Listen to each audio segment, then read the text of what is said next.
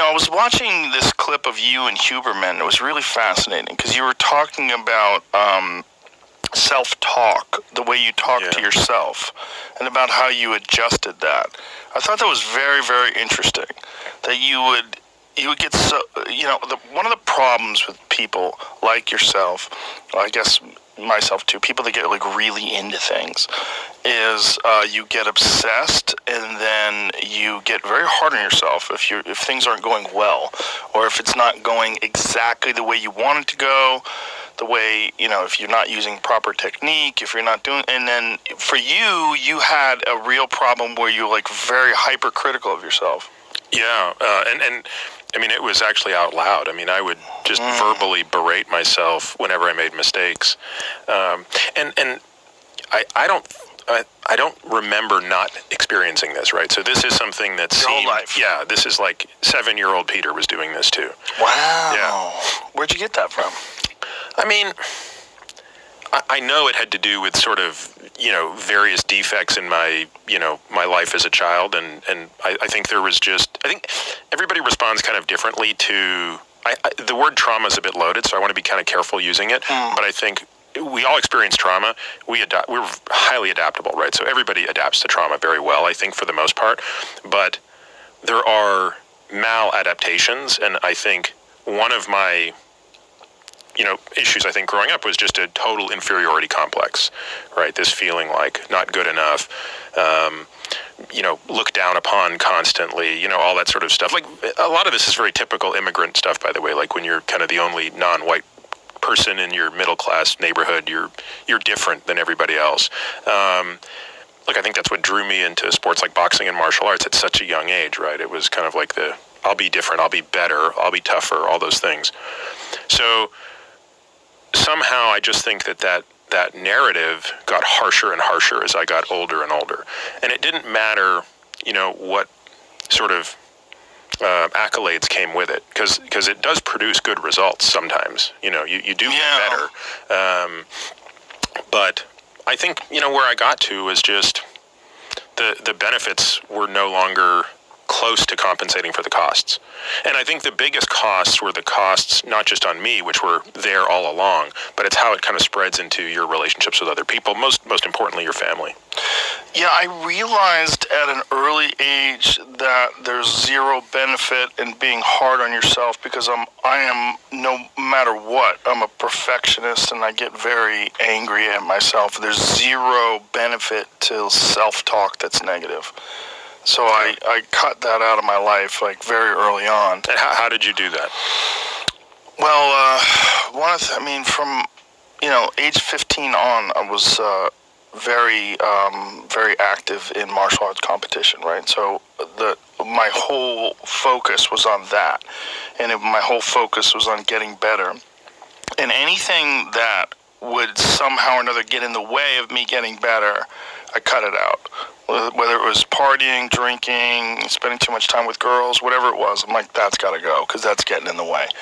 And I found that negative self-talk gets in the way, because there's the reason why you have negative, or I had negative self-talk, was because I was insecure, and I was very ambitious, and I really wanted to be really good, and I wanted to be really good immediately. I didn't want to wait. But I realized somewhere along the way that the negative, in any way, shape, or form, I didn't need it, because I was so driven, like, that the negative was just getting in the way. It was like I thought that it was helping me, because I was like, come on, you fucking idiot, like, get going. But then I realized, like, no, like, there's no benefit to that, because you already have, like, this crazy desire to get better. So just don't ever be shitty to yourself, and instead concentrate all your energy on what you're doing wrong and technique. And that's why my technique got so good so quickly, is because I didn't spend any time with I didn't spend any time after losses loathing myself. All I wanted to do was get back to the gym.